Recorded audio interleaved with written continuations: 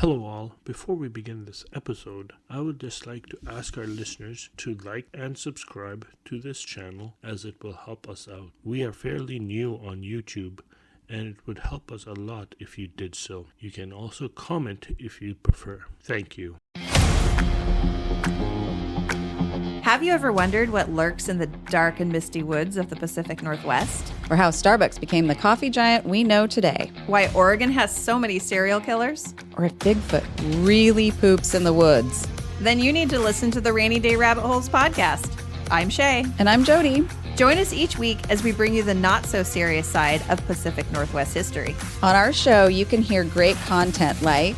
This wine smelled to me reminiscent of urinal cake. Ooh, gosh. And thoughtful insights like... Next time I accidentally show up to one of these, I'm just going to whip my out. There's your tip. And then I'm going to say, no tip, we're even. Discover the charm and intrigue of this region like never before, where every raindrop leads to a new adventure. If you like your history hysterical, then join us every week. Whether you're a Pacific Northwest native, a transplant, or just curious about the upper left corner of North America, this podcast is for you. Subscribe to Rainy Day Rabbit Holes on Spotify, Apple Podcasts, or wherever you get your podcasts, and let the rain take you on a wild ride. See you down the rabbit hole. Welcome in the Great Khan's tent.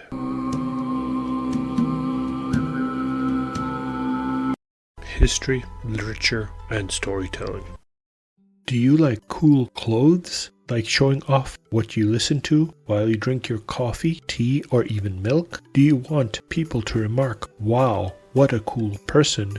Then why not take a look at the In the Great Khan's Tent merchandise shop? We have cool designs and great items for an affordable price. I'm sure you won't be disappointed. Links to the store are available on the website, on this episode description, and on our various social media accounts. We can even email you the link if you prefer. If you have any suggestions, comments, or complaints, please be sure to email us at all lowercase ingreatkhans@gmail.com. That is ingreatkhans@gmail.com. We would love to hear from our listeners. In this episode, we reach the exciting conclusion of the story of Ghanim, the son of Ayyub, the distracted slave of love, with nights 44 and 45. We then begin a thrilling and exciting epic story, one of many within the 1001 Nights, titled The Story of Sultan Umar al-Numan and his sons Sharkhan and Dau al-Makan, and the strange and remarkable things that happened to them, which continues night 45 and goes into night 46. The story is on the same level as any of the Greek heroic tales, as this section sets up the story of the three main characters and their secondary companions, the concubine of Sultan Umar, Sufiyeh, and the Vizir Dandan. It is interesting to note here that this is the first appearance and reference to Byzantine or Greek characters appearing in the story, as well as the first mention of the historical region known as Lesser Armenia, which is centered around the old city of Caesaria or Mazaca. However, note the setting the story takes place in. This was before the reign of the Umayyad Caliph Abdul Malik ibn Marwan, 685 to 705 CE, which was still in the Umayyad dynasty, and Baghdad is the central place of Sultan Umar's empire. The storyteller and the subsequent writer may have wanted to tell the tale in a setting far removed from the Abbasid court and in a time when there was still tribulations and anarchy in the Umayyad Caliphate due to rebellions and various movements within the shaky foundations of the Caliphate, which was to fall a mere 50 years later to the Abbasids in 750 CE. While it is certain that there was no Sultan Umar in Baghdad, This story could have its roots in the porous border regions of the Caliphate and Byzantium, and would be an attempt to explain to the listeners of the time period the issues that were being faced at this time. Finally, it should be noted that this story does not appear in the Edward William Lane's translation of the 1001 Nights. It disappears without any explanation. This will be the focus of an upcoming special episode coming out soon. A'udhu billah minash shaitanir rajim. Bismillahir Rahmanir Rahim. In the name of Allah, the Compassionate, the Merciful. Praise be to Allah, the Lord of the two worlds, and blessings and peace upon the Prince of the Prophets, our Lord and Master, Muhammad sallallahu alaihi wasallam, whom Allah bless and preserve with abiding and continuing peace and blessing until the day of the faith. To proceed, the lives of former generations are a lesson to posterity, that a man may review the remarkable events which have happened to others and be admonished, and may consider the history of people of preceding ages, and of all that hath befallen them, and be restrained. Extolled be the perfection of him who hath thus ordained the history of former generations to be a lesson to those which follow. Such are the tales of 1001 Nights, with their romantic stories and fables. Scheherazade continued. Night 44.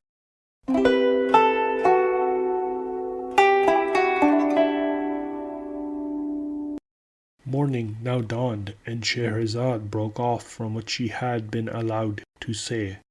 Then, when it was the 44th night, she continued, I have heard, O auspicious Shahanshah, that Kut al-Kulub told them not to grieve. She then ordered the chief of the market to take them to his house, and to let his wife conduct them into the bath, and attire them in handsome clothing, and take care of them, and treat them with the utmost honor, and she gave him a sum of money. Then, on the following day, Kut al-Kulub mounted and went again to the house of the chief of the market, and went in to visit his wife, who rose to her and kissed the ground before her, and thanked her for her charity, and she saw that his wife had conducted the mother of Ghanim and his sister to the bath, and taken off their former clothes, and that the traces of their original affluence had become more conspicuous in consequence, and she sat a while conversing with them, after which she asked the wife of the chief of the market respecting the sick person who was with her. She answered, He is in the same state. And Kut al-Kulub said, Arise, and let us look at him and visit him. So they both arose with Ghanim's mother and sister, and went in to him, and seated themselves by him. And when Ghanim, the son of Ayyub, the distracted slave of love, heard one of them mention Kut al-Kulub, emaciated as he was in body and limbs, his soul returned to him, and he raised his head from the pillow and called out, O Kut al-Kulub! She looked at him therefore and knew him, and cried, saying, Yes, O my beloved. He then said to her, Draw near to me. And she asked him, Art thou perhaps Ghanim, the son of Ayyub, the distracted slave of love, the man robbed of his wits? He answered her, Yes, I am he. And upon this she fell down in a swoon, and when his sister and mother heard their words, they cried out, O our joy, and in like manner fainted. And when they recovered, Kut al-Kulub said to Ghanim, Praise be to Allah, who hath united us with thee and with thy mother and sister. Then approaching him, she related to him all that had happened to her with the Khalifa, adding, I said to him, I have declared to thee the truth, O Prince of the Faithful, and he believed my words and approved thee, and he is now desiring to see thee. And she said to him, The Khalifa hath given me to thee. Thereupon he was filled with the utmost joy, and Kut al-Kulub said to them all, Quit not this place until I come again. She then arose immediately and departed to her palace, and removed thence the chest that she had brought from Ghanim's house, and took forth from it some pieces of gold, which she gave to the chief of the market, saying to him, Take these pieces of gold, and buy for each of them 4 complete suits of the best kinds of stuff, and 20 handkerchiefs, and whatever else they require. And after this she conducted them to the bath, and gave orders to wash them, and prepared for them boiled meats, and infusion of galangal and apple water, after they had come forth from the bath and dressed themselves. For 3 days she remained with them, feeding them with fowls and with boiled meats, and giving them sharbat of refined sugar to drink. And after the 3 days their spirits returned to them.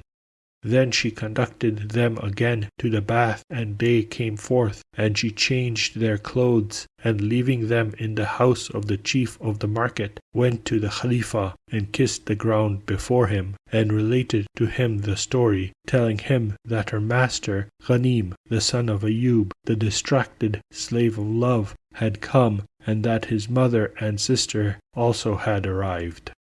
When the Khalifa therefore heard these words of Kut al-Kulub, he said to the eunuchs, Bring hither to me Ghanim. And Jafar went down with them to bring him, but Kut al-Kulub had gone before them, and she went in unto Ghanim, and said to him, The Khalifa hath sent to thee to bring thee before him. Have a care then to display eloquence of tongue, and firmness of heart, and sweetness of speech. And she attired him in a magnificent dress, and gave him pieces of gold in abundance, saying to him, Bestow plenty upon the domestics of the Khalifa, as thou goest in to him.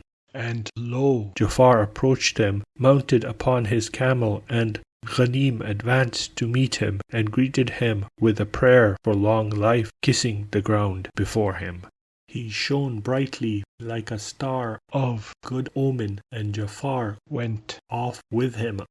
The planet of his prosperity had appeared, and the star of his glory had risen aloft, and Jafar took him, and they proceeded until they entered into the presence of the Prince of the Faithful. And when Ghanim came before him, he looked towards the viziers and emirs and chamberlains, and lieutenants, and the other officers of the court, and the warriors, and being eloquent of tongue, firm of heart, delicate in the style of his language, and pleasing in the allusions it conveyed, he turned to the Khalif, lowered his head to the ground, and recited with agreeable eloquence, Greetings to you, King of great majesty, whose generous deeds follow on one another. No one else can be extolled as holding such a rank, whether he be a Caesar or a Persian lord of the hall. At your threshold, sultans on greeting you set on the ground the jewels of their crowns. When you appear before their eyes, in awe of you they fall prostrate on their beards. Should they win your favor as they stand there,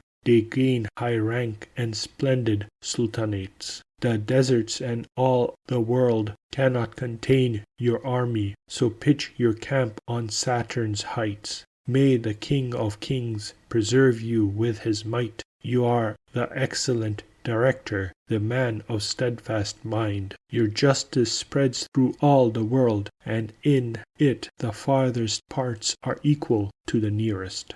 He then hung down his head towards the ground, and then looked towards the Khalifa and addressed him in a series of complimentary verses. And when he had finished his recitations, the Khalifa was delighted with the graces of his person, and pleased with the eloquence of his tongue and the sweetness of his speech, and he said to him, Approach me. Night 45.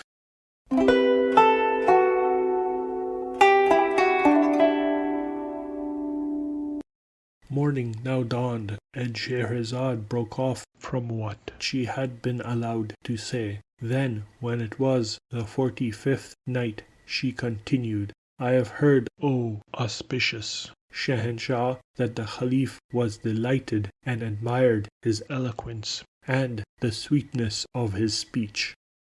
He therefore approached him, and the Khalifa said to him, Explain to me thy tale, and acquaint me with the truth of thy history. So Ghanim sat and related to the Khalifa all that had happened to him from beginning to end. Ghanim sat down and told him of his experiences in Baghdad, how he had gone to sleep in the graveyard, and how he had taken the chest left by the slaves after they had gone. He went through the whole tale from beginning to end, but there is no advantage to be gotten from repetition.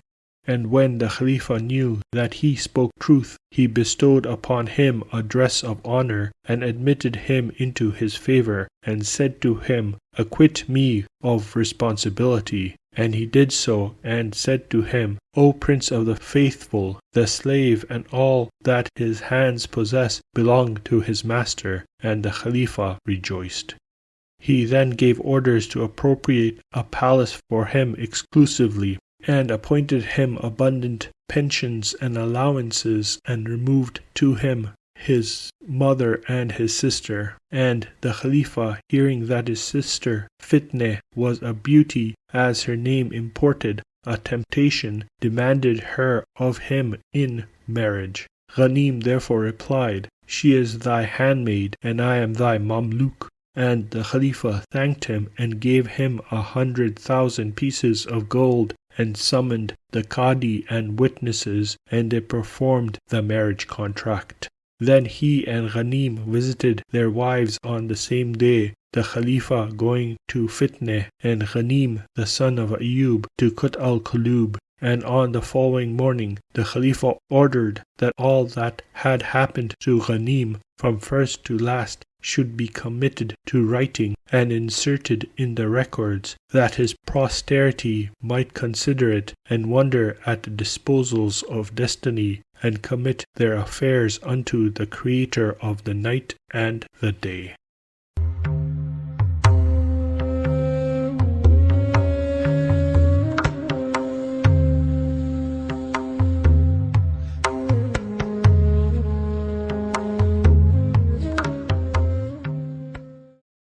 This, however, is not more wonderful than the story of Sultan Umar ibn al-Numan and his sons Sharkhan and Dau al-Makan, and the strange and remarkable things that happened to them. What is this story? Asked the Shahanshah, and Scheherazade said, The story of the Sultan Umar ibn al-Numan and his sons Sharkhan and Dau al-Makan. There reigned once in the city of peace Baghdad, before the Caliphate of Abdul Malik ibn Marwan, a sultan called Umar ibn al-Numan, who was of the mighty giants and had subdued the sultans of Persia and the emperors of the East, for none could warm himself at his fire, nor cope with him in battle, and when he was angry, there came sparks out of his nostrils. He had gotten him the dominion over all countries, and Allah had subjugated unto him all creatures. His commands were obeyed in all the great cities, and his armies penetrated the most distant lands. The east and west came under his rule, with the regions between them, Hind and Sind, and China and Hijaz, and Yemen, and the islands of India and China, Syria and Mesopotamia, and the land of the blacks, and the islands of the ocean, the northern territories, Diyar Bakr, and all famous rivers of the earth, the Jakartis and Bactras, the Saihun, the Jaihun, Nile and Euphrates.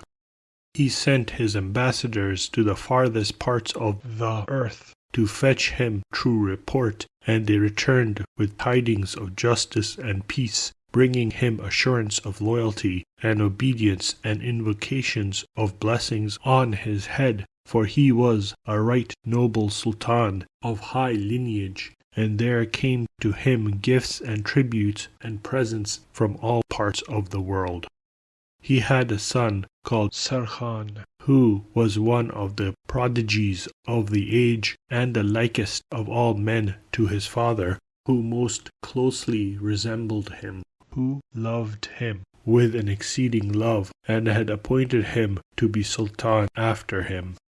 The prince grew up till he reached man's estate and was 20 years old, and Allah subjugated all men to him, for he was gifted with great might and prowess in battle, humbling the champions and destroying all who made head against him. So before long, this Sharkhan became famous in all quarters of the world, and his father rejoiced in him, and his might waxed till he passed all bounds and magnified himself, taking by storm the citadels and strong places. His strength increased, and he acted tyrannically and violently, capturing castles and cities.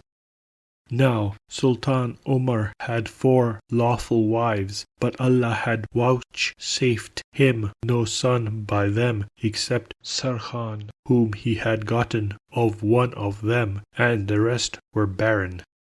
Moreover, he had 60 concubines, after the number of the days of the Coptic year, who were of all nations, and he lodged them all within his palace. For he had built 12 pavilions, after the number of the months of the year, in each 30 chambers, and appointed to each of his concubines a night, which he lay with her, and came not to her again for a full year.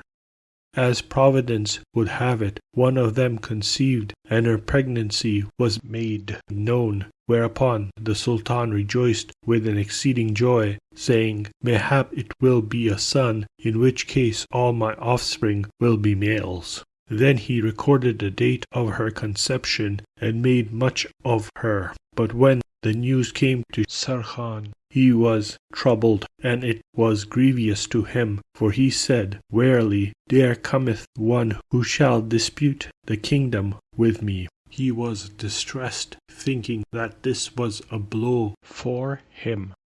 So he said to himself, "If this damsel bears a male child, I will kill it." But he kept this intent secret in his heart.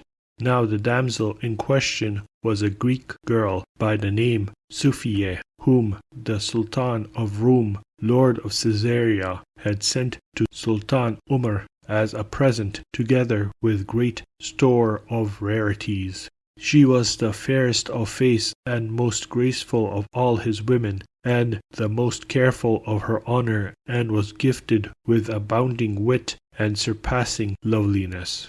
And she was the most beautiful and most chaste of women, with the loveliest face, while in addition to her dazzling beauty, she had great intelligence.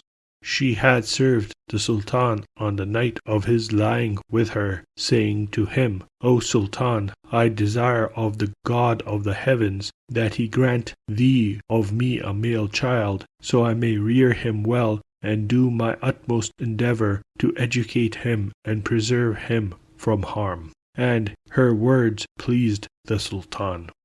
She passed the time of her pregnancy in devout exercises, praying fervently to Allah to grant her a goodly male child, and make his birth easy to her, till her months were accomplished, and she sat down on the stool of delivery. Now the Sultan had given a eunuch charge to let him know if the child she should bear forth were male or female, and in like manner his son Sharkhan had sent one to bring him news of this. In due time Sufiyeh was delivered of a child, which the midwives took and found to be a girl with a face more radiant than the moon. So they announced this to the bystanders, whereupon the eunuch carried the news to the Sultan, and Sharkhan's messenger did the like with his master, who rejoiced with exceeding joy. But after these two had departed, Sufiyeh said to the midwives, "Wait with me a while, for I feel there is yet somewhat in my entrails." Then she moaned, and the pains of labor took her again, but Allah made it easy to her, and she gave birth to a second child. The midwives looked at it and found it a boy like the full moon, with flower-white forehead and rose-red cheeks, whereupon the damsel and her eunuchs and attendants rejoiced, and she was delivered of her afterbirth, whilst all who were in the palace set up cries of joy. The other damsels heard of this and envied her, and the news came to Umar, who was glad and rejoiced. Then he rose and went to her and kissed her head, after which he looked at the boy, and bending down to it, kissed it, while the damsel smote the tabrets and played on instruments of music. And he commanded that the boy should be named Dau al-Makan, and the girl Nuzhat al-Zaman, which was done accordingly. He then appointed nurses, wet and dry, and eunuchs and attendants to serve him, and assigned him rations of sugar and liquor, ointments and oil, and other necessities, such as the tongue fails to set out. Moreover, the people of Baghdad heard of the children that Allah had vouchsafed to the Sultan, so they decorated the city and made proclamations of the good news. Then came the emirs and the viziers and grandees, and wished the Sultan joy of his son and daughter, wherefore he thanked them and bestowed dresses of honor and favor and largesse on them, and all who were present gentle and simple. Then he bade carry great store of jewelry and apparel and money to Sufiyeh, and charged her to rear the children carefully and educate them well. After this wise 4 years passed by, during which time the Sultan sent every few days to seek news of Sufiyeh and her children. But all this while his son Sharkhan knew not that a male child had been born to his father, having news only of the birth of his daughter Nuzhat al-Zaman, and they hid the thing from him until years and days had passed by, whilst he was busied in contending with the men of war and tilting against the cavaliers.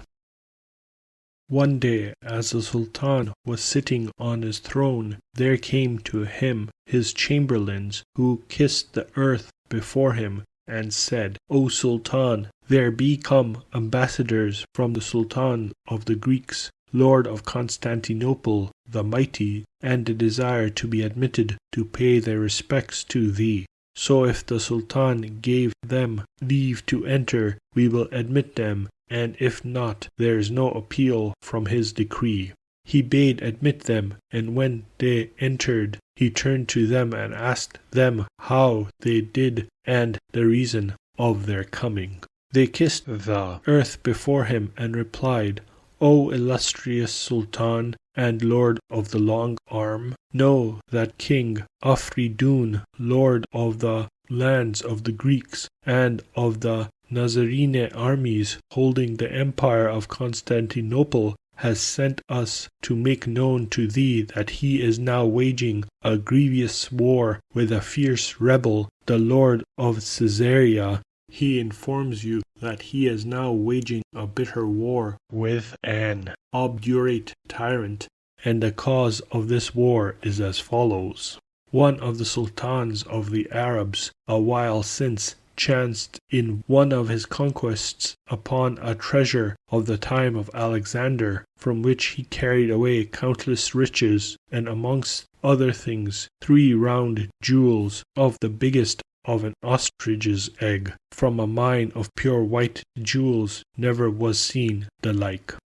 Upon each of these jewels were graven talismans in the Greek character, and they had many properties and virtues, amongst the rest that if one of them were hung around the neck of a newborn child, no ailment would hurt him, nor would he moan or be fevered, so long as it was about his neck.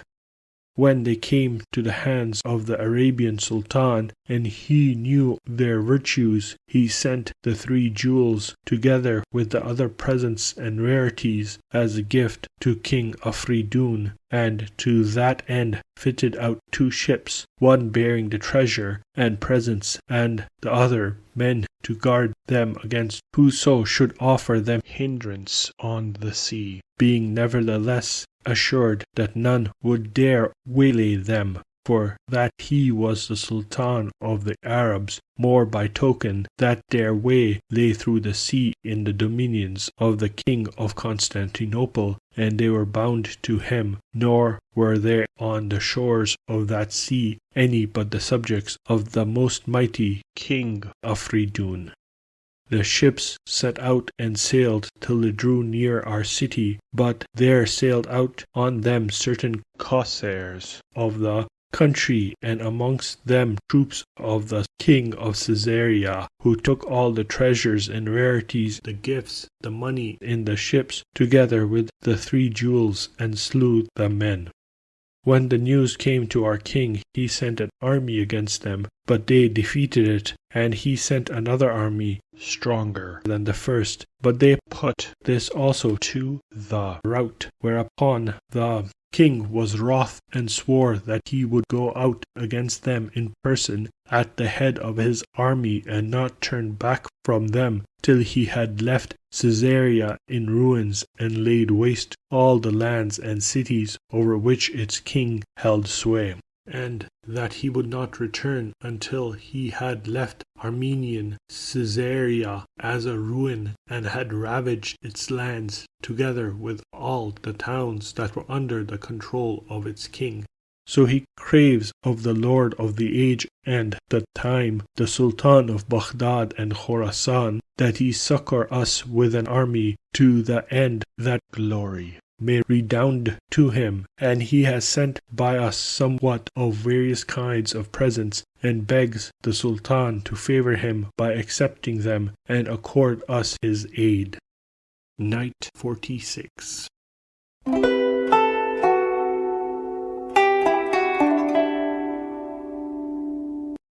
Morning now dawned, and Scheherazade broke off from what she had been allowed to say. Then, when it was the 46th night, she continued, I have heard, O auspicious Shahanshah, that the escort and envoys from the Emperor of Constantinople kissed the ground before Umar after having told him their story. Then they kissed the earth before Sultan Umar and brought out the presents, which were 50 slave girls of the choicest of the land of the Greeks, and 50 white male slaves in tunics of brocade, with girdles of gold and silver, and in their ears pendants of gold and fine pearls, worth 1,000 dinars each. The damsels were adorned after the same fashion, and clad in stuffs worth much money.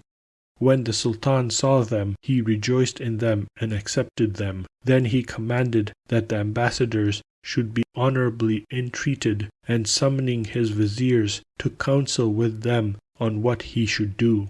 Accordingly, one of them, an old man named Dandan, arose and kissing the earth before Sultan Umar, said, O Sultan, thou wouldest do well to equip a numerous army and set it over thy son Sharkhan with us as his lieutenants, and to my mind it behooves thee to do thus, for 2 reasons. First, that the king of the Greeks hath appealed to thee for aid, and hath sent thee presents, and thou hast accepted them. And secondly, that no enemy dares attack our country, and that is thy host succor the king of the Greeks, and his foe may be put to the rout. The glory will fall to thee, and the news of it will be noised abroad in all cities and countries, and especially When the tidings reach the islands of the ocean and the people of Western Africa, they will send thee presents and tribute. When the Sultan heard the Vizier's speech, it pleased him, and he approved his counsel. So he bestowed on him a dress of honor, and said to him, It is with such as thee that sultans take counsel, and it befits that thou command the van of the army, and my son Sharkhan the main battle. Then he sent for Sharkhan and expounded the matter to him, telling him what the ambassadors and the vizier had said, and enjoining him to take arms and prepare to set out, charging him not to cross the Vizir Dandan in aught that he should do. Then he bade him choose from among his troops 10,000 horsemen, armed cap a pie, and inured to war and hardship. Accordingly, Sharkhan rose at once and chose out 10,000 horsemen in obedience to his father's commandment, after which he entered his palace and mustered his troop and distributed money to them, saying, Ye have 3 days to make ready. They kissed the earth before him and proceeded at once to make their preparations for the campaign and put their affairs in order, whilst Sharkhan repaired to the armories and provided himself with all the arms and armor that he needed, and hence to the stables, where he took horses of choice breeds and others. When the 3 days were ended, the troops marched out of Baghdad, and Sultan Umar came forth to take leave of his son, who kissed the earth before him, and he gave him 7,000 purses. Then he turned to the Vizir Dandan and commanded to his care his son Sharkhan's army, and charged the latter to consult the Vizir in all things, to which they both promised obedience. Dandan kissed the ground and replied, To hear is to obey.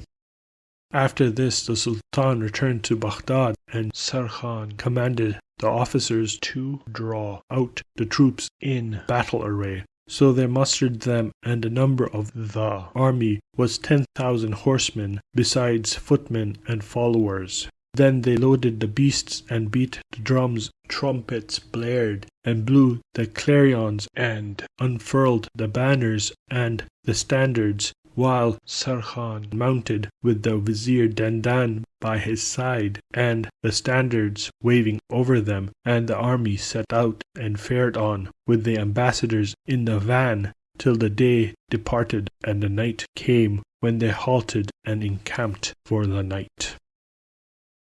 On the morrow, as soon as Allah brought in the day, they took horse and continued their march, nor did they cease to press onward, guided by the ambassadors, for the space of 20 days. On the 21st day at nightfall, they came to a wide and fertile valley, whose sides were thickly wooded and extensive, and covered with grass, and there Sharkhan called a 3 days' halt. So they dismounted and pitched their tents, dispersing right and left in the valley, whilst the Vizir Dandan and the ambassadors alighted in the midst. Dandan and the Byzantine envoys stayed in the middle of the valley, while Sharkhan awaited behind for a time until they had all dismounted and were scattered throughout the valley. As for Sharkhan, when he had seen the tents pitched and the troops dispersed on either side, and had commanded his officers and attendants to camp beside the Vizir Dandan, he gave reins to his horse to reconnoitre, being minded to explore the valley, and himself mounted guard over the army, having regard to his father's injunctions and to the fact that they had reached the frontier of the land of Rum and were now in the enemy's country.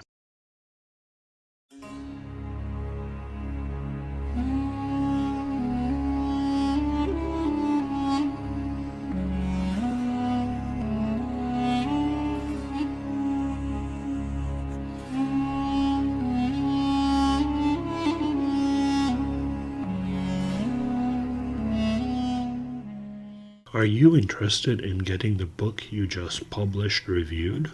Writing some piece of literature and need help getting it out there and promoted? Interested in sharing what piece of literature we should cover next? Well, fret not. In the Great Khan's Tent is now available on Patreon, where your contribution can help in growing this podcast. For as low as $3 a month, a price less than a good, and I mean good, cup of coffee, you can help contribute to the growth of this podcast.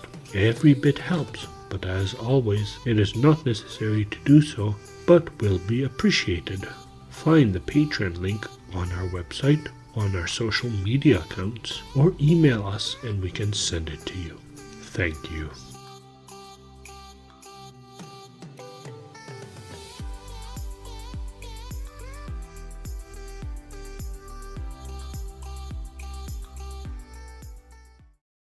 Welcome to the vocabulary section for this episode. First, let's look at some of the terms used in this episode. Galangal or Galing Gale, a spice native to southern Asia, closely related to ginger and turmeric and used in Ayurvedic and traditional Chinese medicine. Apple water, a drink made by infusing apple slices into water. Domestics, a person who helps with the menial tasks such as cleaning. Abdul Malik ibn Marwan, 5th Umayyad Caliph ruling from 685 to 705 CE, founded the Dome of the Rock, the earliest attested archaeologically religious monument built by a Muslim ruler and the possessor of the earliest epigraphic proclamations of Islam and the Islamic prophet Muhammad sallallahu alaihi wasallam.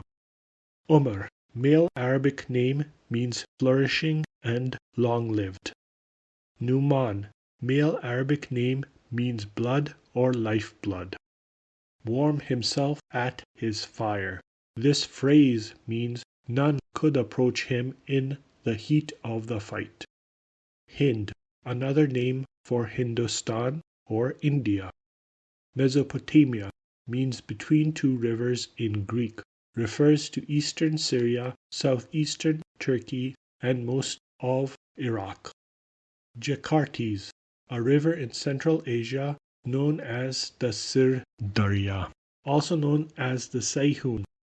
Bactris, river in Central Asia known as Amu Darya, also known as Jaihun.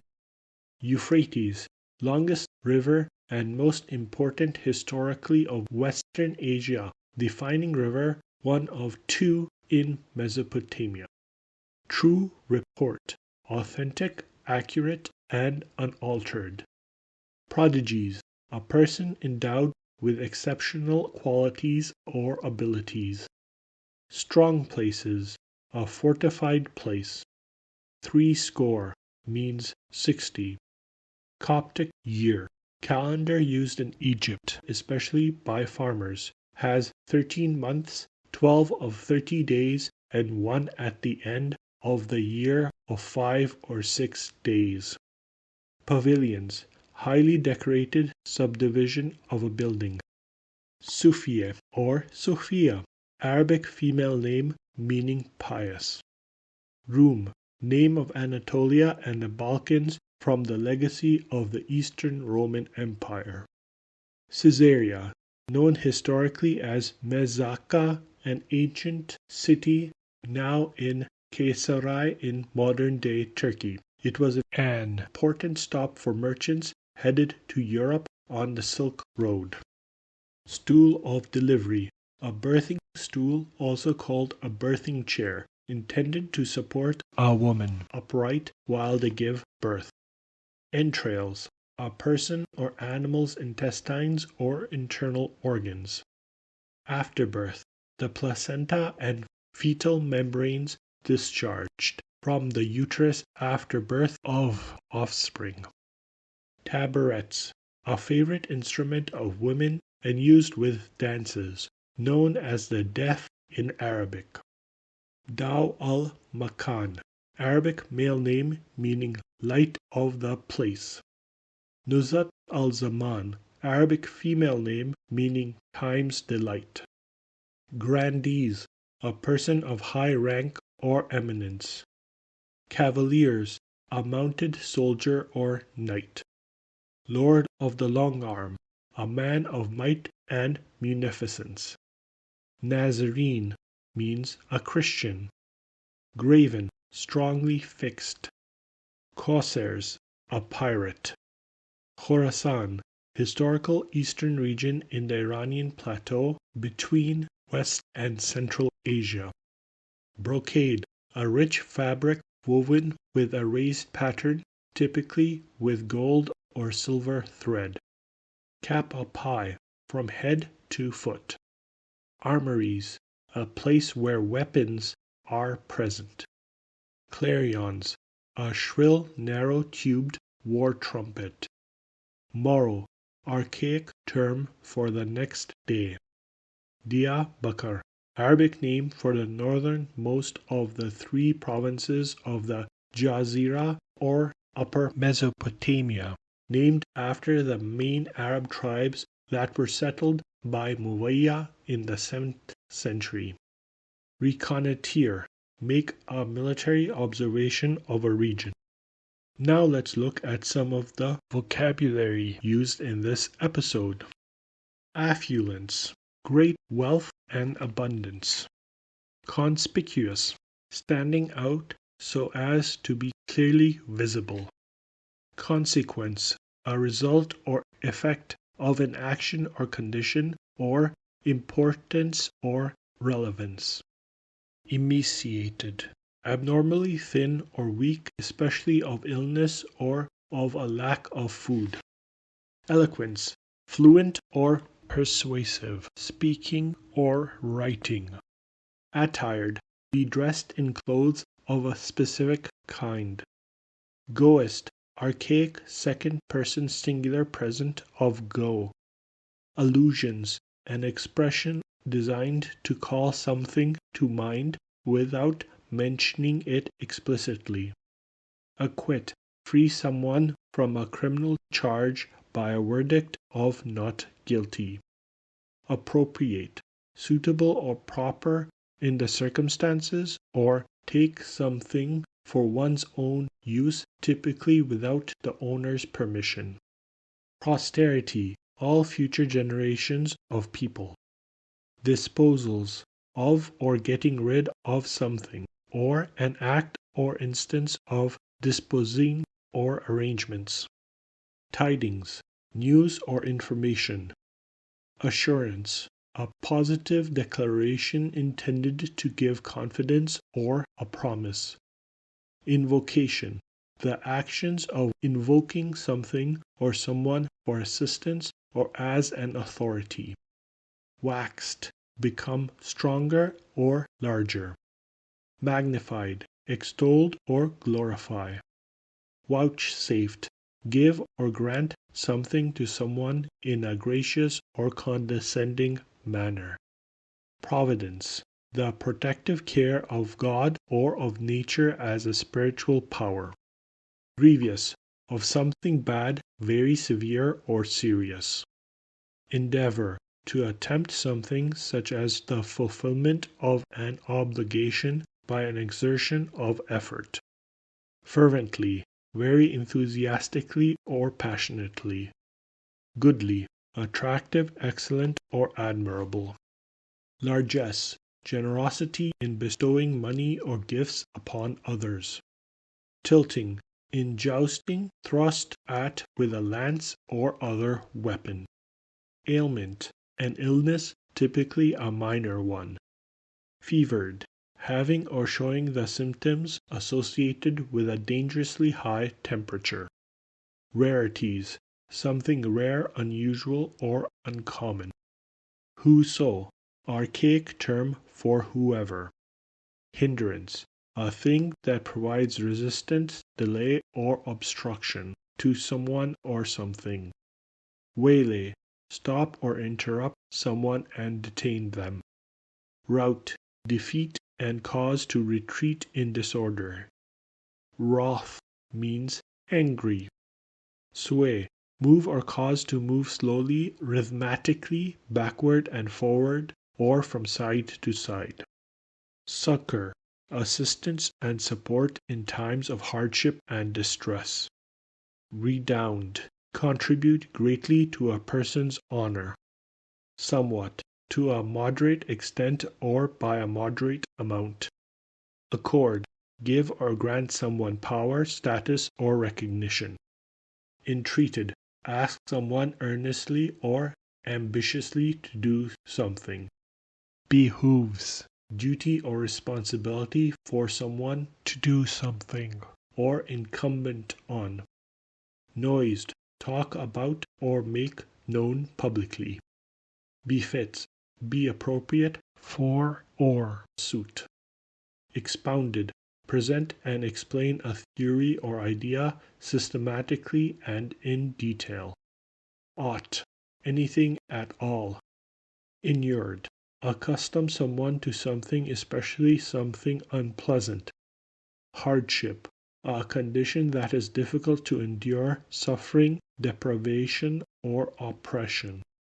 Injunctions, an authoritative warning or order.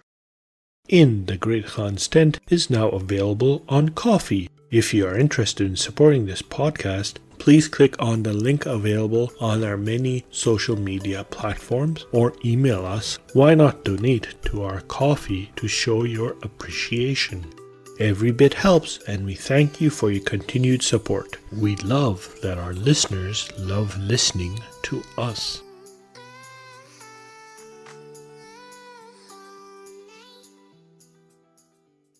This episode has been written, edited, and produced by Saf Beg.